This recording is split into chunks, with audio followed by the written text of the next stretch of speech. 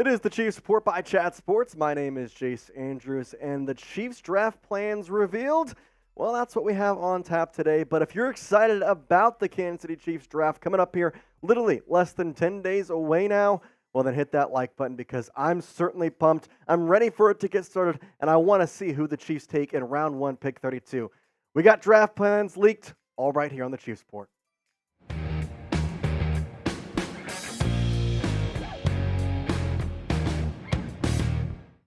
Appreciate you hanging out with us here on this Monday. And now ESPN is where we got these leaks from, as well, they kind of hinted at basically saying we know what the majority of people inside the Chiefs, let's say front office, are thinking when it comes to the 2024 NFL draft. They pulled those thoughts together, and we got a little bit of a report of what to expect coming up here in just a little bit. Here's what they said, though, on the quote. Wide receiver makes the most sense from a positional standpoint, but they could go in many different directions. Starting left tackle, Donovan Smith is a free agent, so it wouldn't be a surprise if they tried to replace him, end quote. But here's where it gets a little more spicy. A Chiefs source directly said everything is on the table.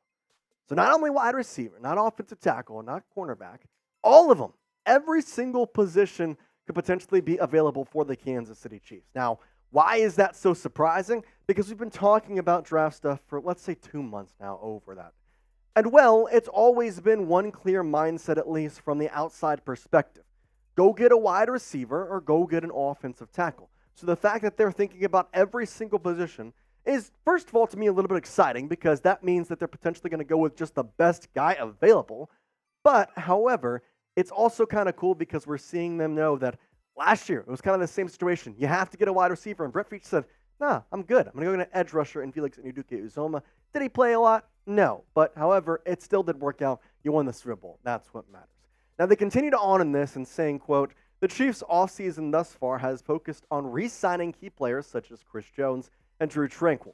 But the feeling in the front office is that the team won't be forced into panic picking a certain position based on need, end quote. I continue on here saying, I was reminded by the same Chiefs source that there was a league-wide panic last year that the Kansas City Chiefs needed to draft a receiver in round 1.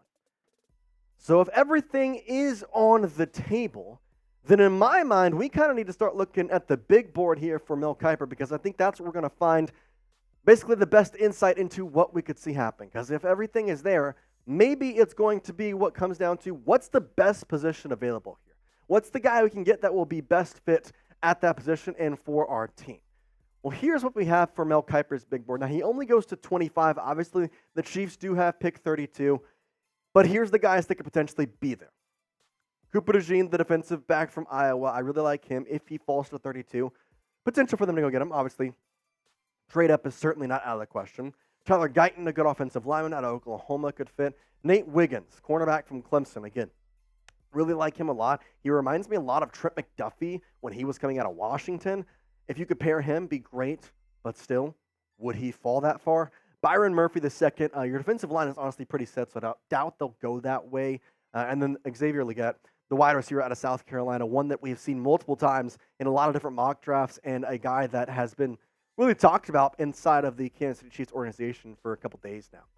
Who do you want the Chiefs to take in round 1? Is there someone specific that you see that you just can't live without? Is there someone that you're looking at and you know from, 2 months ago that you wanted this guy to be a part of the Kansas City Chiefs in 2024? Well, now's your time to get in on this discussion and let me know in the comment section down below. So get down there, let's discuss. I'm really curious to see your thoughts. I personally would still like a wide receiver. I know that we have been on this for a while, but here's the thing. The Rashee Rice situation is not looking good. I have to worry about that because I know that there is a possibility he doesn't play for maybe the entire season. Obviously, we have no official reports of that, but there is just a lot of things that have to happen. And unfortunately, as we get closer to the year, it's kind of interesting to see how that all unfolds. Therefore, you only have Hollywood Brown as your number 1 wide receiver. Past that, I just truly don't know what's left. I do know what's left, though, with our championship gear because right now, their championship hats, guess what? 45% off. You can get them right now at chatsports.com/SB hat. Promise you, you won't regret it. I have this one at home, actually. One of my favorite hats I own, quite honestly. I wear it a lot all the time. It's really, really snazzy. I like the cream color. Plus, I'm repping my Kansas City Chiefs as back-to-back Super Bowl champions. Yeah, that's a yes, sir, from me. So again, 45% off right now. Get the deal while you can. Obviously, guess what? You can wear it all offseason. You can wear it all next season. But then this time next year, you can get another hat exactly like that. We'll have the link. Chatsports.com/SB hat, though, to get this one in your house right now. Let's look at the top 10 wide receivers in this draft and where I think the Chiefs could potentially grab one of them. The top three, unanimous. Marvin Harrison Jr., Malik Nabers, Rome Odunze. There's some discussion about who's one and who's two. Some people think Malik Nabers could have potentially jumped Marvin Harrison Jr. I am on the belief of that it will be MHJ at pick number 4. Malik Nabers will go to 6 with the Giants, and Rome Odunze will go somewhere behind that. Brian Thomas Jr. and Xavier Worthy are ranked 4 and 5 in the top rankings. Number 6 is Xavier Legette. A.D. Mitchell ranking 7th in the big board, which is kind of surprising considering what we've seen him in multiple mock drafts for Mel Kiper, but however, it's kind of the way this has gone. Number 8 is Keon Coleman. I truly do feel like he has a lot of positives, but there's just a lot of risks with him. Ladd McConkey at number 9, and then Malachi Corley, the wide receiver from Western Kentucky, rounds out the top 10. Personally, I love to get Adonai Mitchell or Brian Thomas Jr. I know that we've talked about both those guys before, and I've kind of shown my, honestly, hope, I guess is the best way to say it, to go out and to get one of those guys. How likely is that? Well, I don't know. But right now, I just don't trust this wide receiver room. We have Rashee Rice as of right now, but again, I'm just not trusting it. Marquise Brown is great. Kadarius Toney at wide receiver 3 scares me because it's just not trustworthy enough yet. He's not there. I know that there is thought that he could potentially become a great player, and there still is hope. However, what I saw last year is not making me believe anything for positives this year. Sky Moore at wide receiver 4. It's just a wide receiver room that I think needs help. And on top of which, again, the Rice situation is just not looking good. Even today, it reported that he's being sued for over $1 million. There's a bunch of different things that's happening with his lawsuit, and it's just going to get more and more, let's say, dicey as we get closer to the 2024 NFL draft. Or excuse me, the 2024 NFL season. So I think it's important that in the 2024 NFL draft, you get a wide receiver. Hopefully somebody you can start day one. Brian Thomas Jr. could do exactly that. Just under 1,200 yards, an average over 17, and only 5 drops to 68 receptions is a really nice rate there for Brian Thomas Jr. I think he was the unsung hero of the Louisiana Tigers this past year. I think him and Jane Daniels had a very, very good connection. I think that could translate to the NFL with the Chiefs and having Patrick Mahomes and him and BTJ could have a very, very good connection. I do like A.D. Mitchell, though, too. I think he is also a very good fit. His stats aren't the same. However, I think he is all around the higher ceiling. And I know people always like to talk about this. Do you draft the guy that performed and is already at a certain level? Or do you draft a guy that maybe is not at the level that the other wide receiver is at, but the ceiling is higher? I personally think you draft the ceiling here just because you have the coaches. You've shown your offense can grow wide receivers. You can grow those types of players.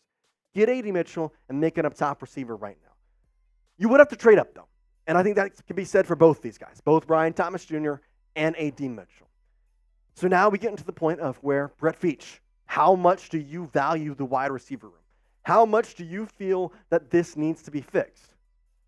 That's where I sit here and question what we kind of think about. If they don't trade up and they still want a wide receiver, there's still plenty of options. Xavier Legette and Ladd McConkey will probably be there at 32 if I had to sit here and say right now. I like Xavier a lot. I think Ladd is also really great. I know I saw the comments. Why do you like Ladd so much? Why do you like Ladd so much? Here's my thing. It's the same situation. I think Ladd has the higher ceiling. I understand his stats didn't show to Georgia, but his feet, his agility, the way he is able to get off the line, it's just so impressive to me, and I think you pair him with a quarterback that is not Stetson Bennett, quarterback that is not anybody that they've had at Georgia over the past 4 years. Pair him with Patrick Mahomes. I think you're going to be in a better spot. Legette, though, has been the Chiefs' pick in the latest Kiper mock. He's been the latest pick in a couple mocks, actually. The ESPN mock, that was Xavier Legette again. They seem to think that Xavier is becoming the favorite. However, this has been changed multiple times. Keon Coleman was the favorite 2 months ago. Now he's projected to be there at probably pick 64.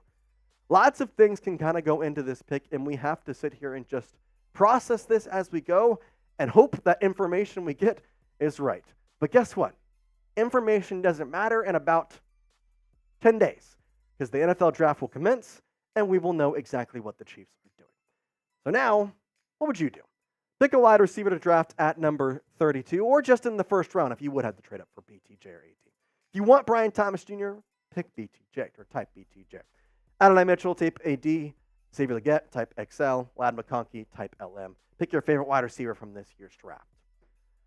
All right, well, there's a lot of stuff, again, that we can continue talking about the draft, and we will continue doing that throughout the next week and a half or so. However, and that's all we got for you today. We'll make sure that you are updated, we are informed, and that when the draft does come, you'll be ready for whatever the Chiefs decide to do.